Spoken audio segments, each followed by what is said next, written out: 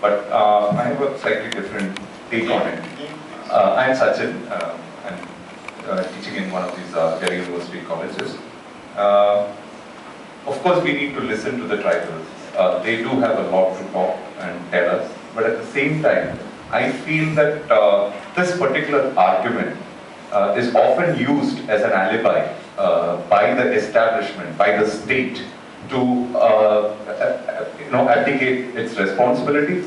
It is leading to a situation which you initially pointed out when you talked about sickle cell anemia being prevalent in many Adivasi communities, right from comparatively more literate state like Kerala to the other parts of central India.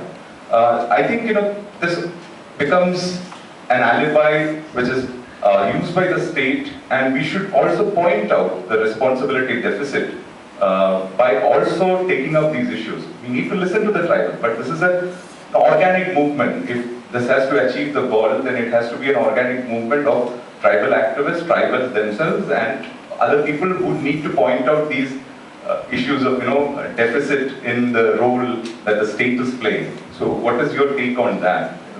Well, thank you for that question. You remind me of Sri Aurobindo, who said that the grace from above and aspiration from below, when they meet together, a transformation will happen. That's the model.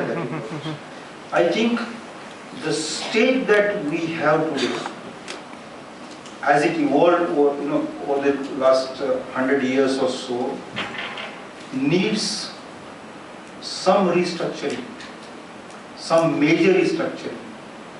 And one of the elements, like I mentioned, state funding for elections is one element to take, to look at the question of corruption. But one element in that is, if we could not create a federation which permits different political systems within the federation, rather than having a similar assembly. I mean, the idea of a state assembly was very good in the Constituent Assembly, that but with the northeastern states, it has not worked in the same way as it has worked in the central, western or southern states, because the tribe council was performing certain things.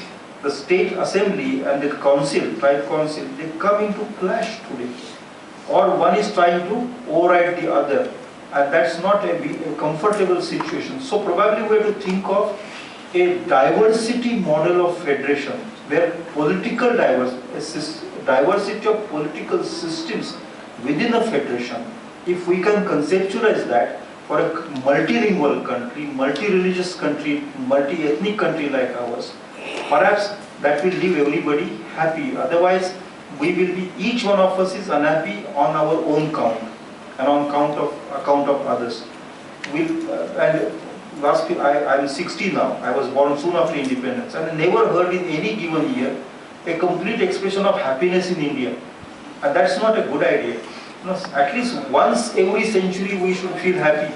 I mean, except for those days when Sachin manages to every century. I think we have to make phrase statements of our being in every sense: economic, political, ethical, and philosophical. And that beginning has to be made perhaps quietly, not violently with weapons, or not cynically with bringing in a dictator to replace a bad democracy. That won't help, because that would be the remedy would be worse than the disease. Yeah.